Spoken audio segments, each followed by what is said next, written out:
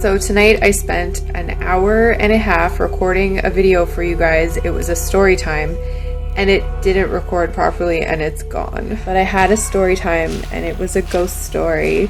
But this is like a crazy paranormal story that I have to tell you guys about. So I'm gonna re-record the story because I gotta tell you, it's crazy.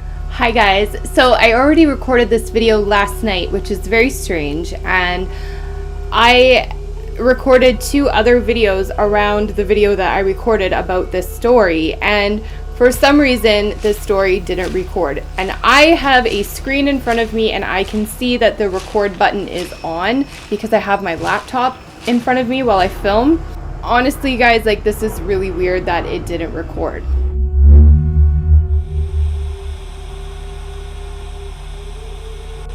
So I'm going to edit this video, and the main body of this file that is me talking about living in a haunted house, the file has corrupted 2 times, and there's no reason for that. I have filmed 3 videos in the last few days and none of this has happened.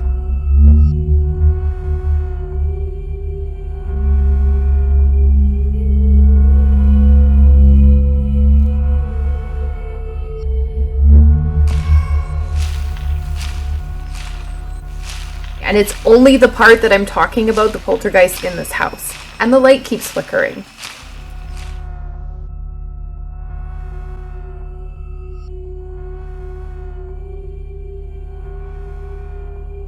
The audio is completely corrupted. It's silent.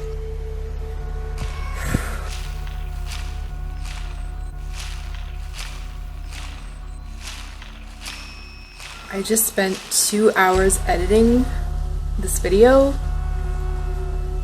and it's empty, you guys. It's absolutely empty. And I go into the files and it doesn't even exist. So here's my files where I keep like my most recent videos, and it doesn't even exist. It's gone.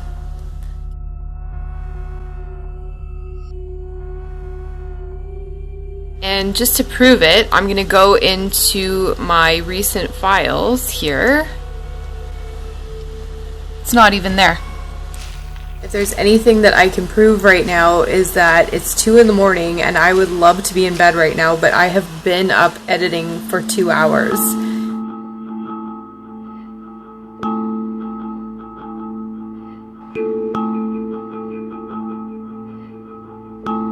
So it's very weird that this didn't record. I feel that just something glitched and maybe it just wasn't time, or like something just didn't want me to tell the story yet. And I have not even talked about this really with anybody. I've told my husband, and the only other people that really know about it are the people who are involved in my story. I want to talk about my experience getting spiritually attacked. Now, this was something that I can't explain. This happened to me 4 times. This happened a while back. This was in my 2nd and 3rd year university that this happened. I was like 19, 20 when this happened. And I went to UNBC up in Prince George. I moved 8 hours away to a small town in the very armpit of British Columbia, northern BC, and it's a beautiful little city. It was a logging town. So when I got up there for university, the logging industry was just starting to plummet. The university I went to was built to kind of try and revamp the city. So in our 2nd year university, a lot of us decided to all get houses together. Looking at houses down there was interesting because Prince George went through this slump where there was no economy, like nothing. So what was good for like students and stuff like that, it was really easy to get a huge house for like a really cheap price. So that's what a lot of us did. So that's kind of like my background in like how I kind of end up in this story. I had a best friend, Tony, and him and a bunch of his friends moved into a house. The house was run down, but it was great because like we could all just have like giant parties there, and it was super fun, and we had so much fun in that house. And there were 5 guys that lived there, and 3 of them lived in the basement, Tony being one of them. So I went to the house all the time, we partied, and eventually Tony and I started dating, and so I would stay the night in the house in the basement. So in this house, it was creepy. Like it was creepy. It was like 1970s everything, and the basement was kind of like half-assed finished. It was cold, and it just felt really dark and creepy down there. And Tony's room was like way in this big room in the very back of the basement. I didn't really like being down there by myself. I kind of got like a weird vibe. When I was down there alone, I kind of always felt like something was watching me. And there were times where I would lay down to sleep, and the corner of the room, like there was the bed, and then the very back corner of the room at night would get really dark. And like there was a window that had the street lights coming through into Tony's room, and it just always felt like that corner was really inexplicably dark. Like it shouldn't have been that dark. And since I was very young, I'll maybe talk about this in another video, but I've always felt spirits since I was very young. So I would always feel the presence of an older woman, and she wasn't nice. It just never felt like a good ghost. You know what I mean? Like it just never felt good. There was always this like uneasiness. So one night I'm laying there and I'm just starting to go off to sleep, and I fall asleep completely, and I wake up and it feels like someone is pushing on my chest, like pushing down on my chest. Oh, it's hard to talk about. Something pushing on my chest and my neck. And it's like I can't breathe. I can't get up. I can't move. Nothing can move. Something is holding my neck, and I can't scream. I can't talk. I'm trying to say Tony, Tony, Tony. I can't say anything.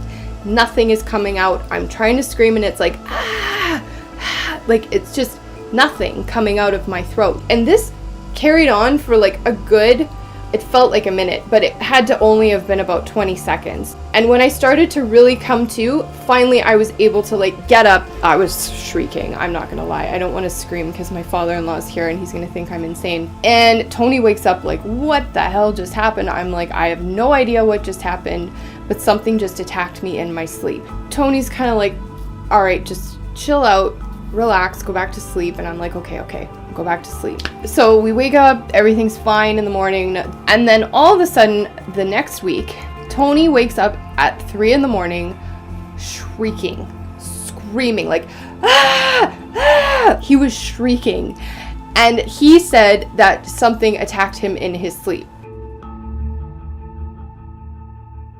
Okay, we kind of forget about it, we talk it through, and probably I would say it was about 2 weeks after that, 3 a.m, I'm pinned down in the bed. Something is choking me, like physically holding my throat and choking me.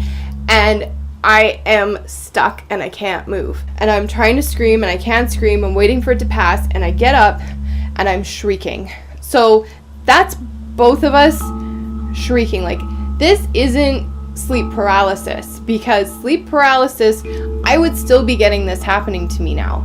You know, we were talking about this the other day, and he was like, you know, Chrissy, like, I'm not the kind of person that ever believed in ghosts, but that night I was attacked. And like, for me, I know something was trying to hurt me or choke me or something, and for him to react like that is so out of character because he doesn't believe in this kind of stuff. Anyway, so the school year wrapped up. You know, everybody kind of went their separate ways. It was April, and in April, I actually needed a new roommate. So me and my best friend, Dustin, we made a decision to get a house together. Because of my partying ways, I I didn't want to go home that summer because when you're 20 years old, going back home after living alone for a few years is hard. And I just decided that summer that I would stay in Prince George. And that was the summer that I picked up DJing, and everybody was going home for the summer, and Dustin actually found a job tree planting up in Prince George for the summer. Dustin was like, I'm going to be out of town most of the time anyways, so it's kind of like you're living alone, and I'll just give you half your rent, and I'll pop in and out when I'm in town and stuff like that. So that was a good arrangement for both of us. So, I mean, who doesn't want that? That's like the perfect roommate situation. So me and Dustin went to go look for houses, and so we found a house.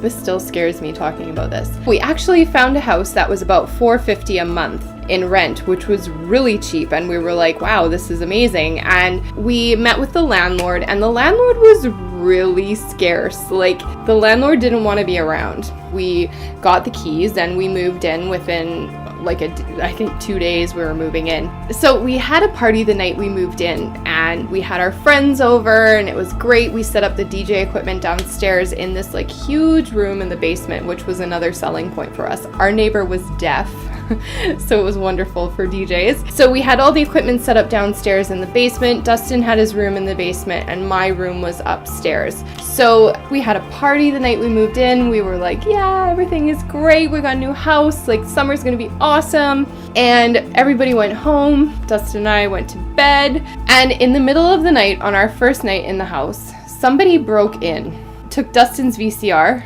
took his TV, took some money that we had like on our desks and tables and stuff like that, and left.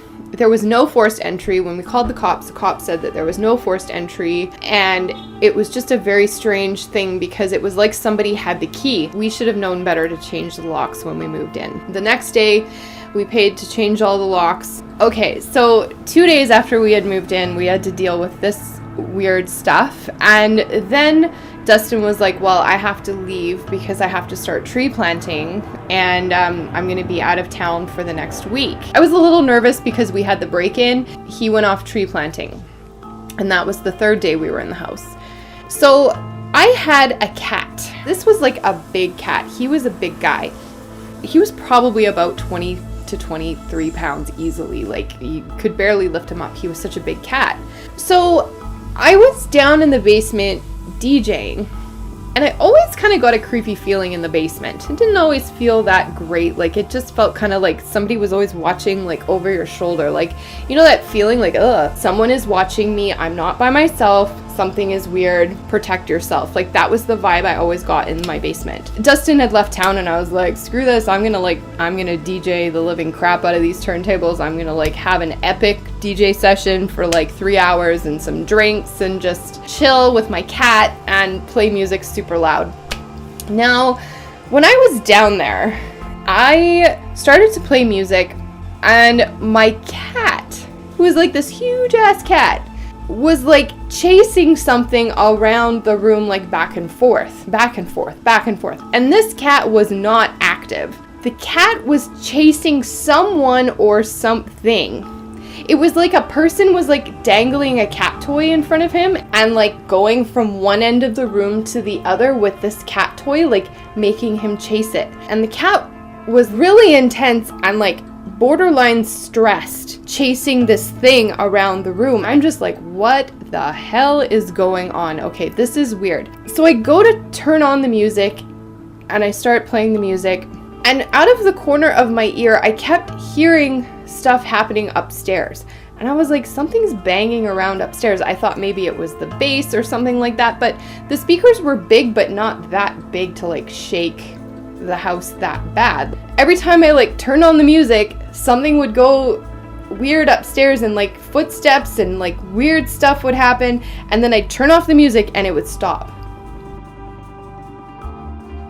I know what music sounds like, and I know what my records sound like, and the songs did not have sounds like that in the music. Something was happening upstairs every time I turned the music on, and then I would turn it off and it would just go silent, and it would be weird, and I would feel creeped out. Anyways, I got super creeped out that night when I was DJing. I was like seeing stuff like in the corner of my eyes and like hearing things upstairs, and I'm like, something is screwing with me. So I shut everything down. I left the lights on and I went back upstairs.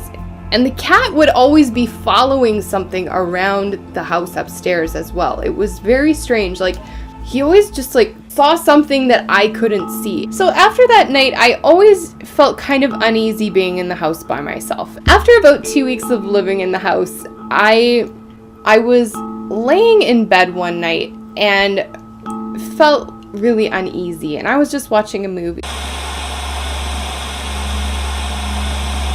So one night I was in bed and I'm laying there by myself. I just felt weird, like something was present in the living room. Like I just felt like something was outside my bedroom door. This is hard to talk about. I'm laying in bed, I'm watching a movie, and I fall asleep. And I wake up and I'm on the floor. And I'm like, what? I never fall out of the bed. Never fall out of the bed. Like, what? No. Like, ask my mom. Like, I'm a very still sleeper. Next night, laying in bed, I'm by myself. I fell asleep in my bed, and I had a nightmare. This is something I've never, ever had since. I've never experienced something like this. I had a nightmare where there were two shadow entities, like short. They weren't human height. They were like black shadowy figures. They ripped me out of my bed, choked me on the floor, and then ripped me into the living room and threw me into the couch. Boom. And I woke up shrieking. And guess where I was? In my living room, right next to the couch. So something had pulled me out of my bed and dragged me into my living room while I was sleeping. And I am freaking out. I call the cops. Call 911. 2 police officers arrive at my door. I tell them that I think either someone had come into the house and moved me or something. I don't know, but I had this dream. I had no marks on my body, which was even more weird. Maybe I did get thrown into the couch. I don't know what happened at that point. So the cops were like, okay, ma'am, what we're gonna do is we'll just check out your house. So one officer went around the inside and one officer went around the outside. They spent about 15 minutes looking around, and they came back and they said, ma'am, everything is fine. Everything is safe. Here is our business card. So the RCMP officers left, and I took some deep breaths, grabbed a baseball bat, and went back to bed. I think it was a few days later, Dustin actually came home from tree planting, so everything was okay for a few weeks while he was home. He was home for quite a bit. I think he was home for like 2 or 3 weeks, and everything was always great when Dustin was home. I felt safe, everything was fun, like we'd have friends over, we would have parties, and like, you know, just the house was always full of people when Dustin was home. So Dustin left, I was home, I'm watching a movie in bed, fall asleep, and I woke up to being choked and shoved down on the bed again, and I woke up in terror. There were 2 dark entities on top of me, pushing me down and trying to hurt me. What just keeps getting me about these situations is I'm feeling hands on my neck. Sleep paralysis is waking up not being able to move. It's not your neck being compromised. Like this is something unworldly. Like this isn't good. This is evil. Trying to choke me. I sit up and I'm screaming and shrieking. I grab the phone. After that night, I couldn't do it anymore. That was enough.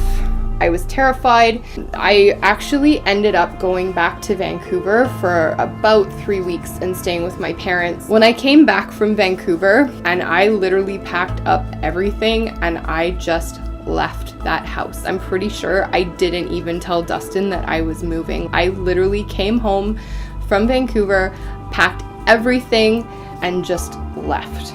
I couldn't do it. So let me know in the comments below your ghost stories or your stories about something similar to this nature, because sleep paralysis, this isn't sleep paralysis. This is something very real that happened to me on multiple occasions, and I can't explain it.